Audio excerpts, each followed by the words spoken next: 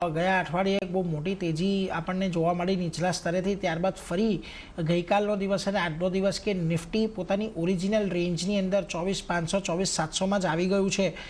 ખાસ કરીને હજી પણ 24,800નું લેવલ એક હર્ડલ સાબિત થઈ રહ્યું છે. બીજી તરફ બેંક નિફ્ટીની અંદર પણ એ જ પ્રકારની કંઈક મુવમેન્ટ આપણને જોવા મળી રહી છે. કયા લેવલ્સ હવે અહીંયાથી ખાસ તમે નિફ્ટી બેંક નિફ્ટી પર વોચઆઉટ કરી રહ્યા છો? Good morning. નિફ્ટીની અગર આપણે વાત કરીએ તો લાસ્ટ વીકથી અગર આપણે જોઈએ તો મોર ઓર લેસ એક ચોપી એક્શન જોવા મળી રહ્યું છે. થ્રુઆઉટ ધ પ્રીવિયસ કે લાસ્ટ વીકમાં પૂરા અઠવાડિયામાં આપણને 24,500ના જે લેવલ છે નિફ્ટી ઓન ક્લોઝિંગ બેસિસ એને હોલ્ડ કર્યા હતા. But at the same time અગર આપણે જોઈએ તો લાસ્ટ વીક પણ આપણને એક 24,800ની પર હાઈ જોવા મળી હતી, બટ ઇવેન્ચ્યુઅલી એક સસ્ટેનેશન હતું જોવા મળ્યું. અને જે હિસાબે આપણે ફ્રાઈડેની રિકવરી જોયું ત્યારે પણ 24,800ના જે લેવલ છે એને સરપાસ નતા કર્યા. તો મોરલેસ એ કહી શકાય છે એક રેન્જ બાઉન્ડ કારોબાર થઈ રહ્યું છે. અને જે હિસાબના ઓપ્શન્સ ડેટા પણ સજેશન આપી રહ્યા છે એ હિસાબે એવું લાગી રહ્યું છે કે 24,400 થી લઈને 24,800ની આ જે રેન્જ જે છે ઇન્ટેક્ટ રહેશે.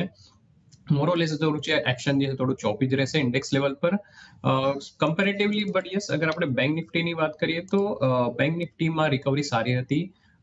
એમાં પણ યસ, નો ડાઉટ કાલથી અગર આપણે થોડું જોઈએ તો થોડું એક થ્રોબેક જોવા મળી રહ્યું છે. બટ સમવેર નિયર 52,500ની આસપાસ બેંક નિફ્ટીના એક સારા એવા સપોર્ટ ઝોન છે.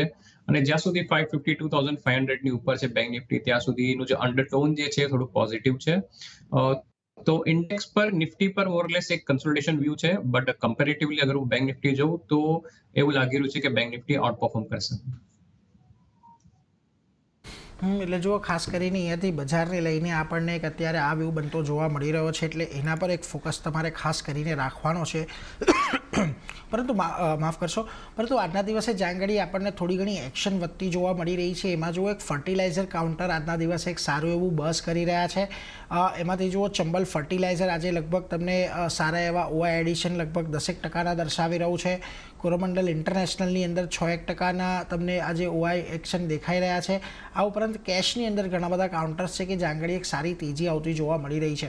પરંતુ એફએનઓની અંદર જે ચંબલ અને કોરોમંડલ આ બંને ફર્ટિલાઇઝર સ્ટોક્સ છે, જો આજના દિવસે થોડી મોમેન્ટમ અહીંયા આપણને મ્યુટેડ જોવા મળી રહી છે, પરંતુ પોઝિટિવ સાઇડની છે.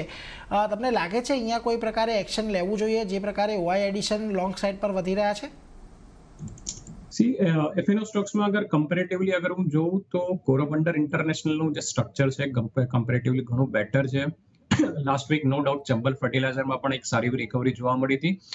બટ ચંબલ ફર્ટિલાઇઝરમાં 540-545ના જે લેવલ છે એક ઇમિડિયેટ હર્ડલ છે. તો અગર એ સરપાસ કરશે તો જ એમાં થોડીક મોમેન્ટમ એક સારો આવશે. બટ કમ્પેરેટિવલી કોરોમંડલ ઇન્ટરનેશનલ જોઈએ તો એક કન્સિસ્ટન્ટ આઉટ પરફોર્મન્સ આપણને જોવા મળ્યું છે આ સ્ટોકમાંથી as compare to other FNO in fact cash stocks as well. અને જે હિસાબનું કન્સોલિડેશન એ અમુક 2-3 અઠવાડિયાના કન્સોલિડેશન પછી પાછું જે રિન્યુડ બાઇંગ ઇન્ટરેસ્ટ આ સ્ટોકમાં જોવા મળી રહ્યું છે, એવું લાગી રહ્યું છે કે અપસાઇડ પોટેન્શિયલ હજી છે આ સ્ટોકમાં. 1750-1770 આ એક રિવાઇઝ સપોર્ટ ઝોન છે. અને ઇનફેક્ટ અગર ઓલરેડી બાય પોઝિશન હોય કાં તો ફ્રેશ પોઝિશન ઇનિશિએટ કરવી હોય તો આ સ્ટોપ લોસ રાખવું જોઈએ 1750નો. અપસાઇડની અગર વાત કરીએ તો 2000 થી લઈને 2050ના જે છે લેવલ છે એ અપસાઇડ પોટેન્શિયલ છે કોરોમંડલ ઇન્ટરનેશનલ માટે. 2000થી લઈને 2050ના લેવલ એક ટાર્ગેટના, અને નીચે 1750-1770નું એક સપોર્ટનું લેવલ, એટલે એના પર તમારે ખાસ કરીને એક વોચઆઉટ રાખવાની છે. એટલે એના પર એક નજર રાખતા રહેજો. પરંતુ ખાસ કરીને આજના દિવસે જો તમને બીજા જે સ્ટોક્સમાં એક સારી એવી બાઇંગ ઇન્ટરેસ્ટ વધતો દેખાઈ રહ્યો છે, એમાં મેક્રોટેક ડેવલપર્સ એટલે કે લોઢાનું કાઉન્ટર છે. 3% જેટલી તેજી છે. 17% ઓઆઈ અહીંયાથી આપણને વધતું જોવા મળી રહ્યું છે. અને આજે સતત બીજો દિવસ છે કે જ્યારે ખાસ કરીને તમને રિયલ એસ્ટેટ સ્ટોક્સમાં એક સારી એવી તેજી દેખાઈ રહી છે. અને આ કાઉન્ટરની અંદર પણ જુઓ, જે પ્રકારનું બ્રેકઆઉટ આવ્યું છે, ફરી પાછો એ 1600 તરફથી તૈયારી કરી રહ્યો છે. લાગે છે અહીંયા કોઈ અત્યારે પોઝિશન બનાવવી જોઈએ? રાઈટ.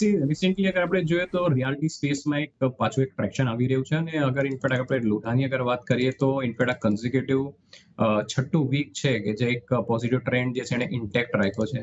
સમવેર નિયર 1450 ની આસપાસ એના હાર્ડલ હતા જે ઇવેન્ચ્યુઅલી એને સરપાસ કર્યા છે, અને આજે અગર આપણે જોઈએ તો થ્રુ આઉટ ધ સેશન અત્યાર સુધીમાં એને 1450 ના લેવલ સરપાસ કરીને ઇનફેક્ટ 1500 ના લેવલ્સ પણ એને નીકાળ્યા છે ઉપરમાં. સો સ્ટ્રક્ચર જે છે પોઝિટિવ છે લોઢાનું, અને અહીંયાથી અગર આપણે જોઈએ તો યસ રેન્જ શિફ્ટ ઉપરમાં થઈ છે. 1450 જે છે એક ટ્રેલિંગ સ્ટોપ લોસ રાખવું જોઈએ એક્ઝિસ્ટિંગ બાય પોઝિશન માટે. અપસાઇડની અગર આપણે વાત કરીએ તો યસ પોસિબિલિટી છે કે 1600 ના જેના લેવલ્સ છે એ આ સ્ટોક રિવિઝિટ કરી શકે. 1600ના લેવલ અહીંયાથી ફરી એક વખત રિવિઝિટ થઈ શકે છે, એટલે એના પર એક ફોકસ આપણે ખાસ કરીને રાખવાનો છે. પરંતુ એ સાથે જ અત્યારે સમય થાય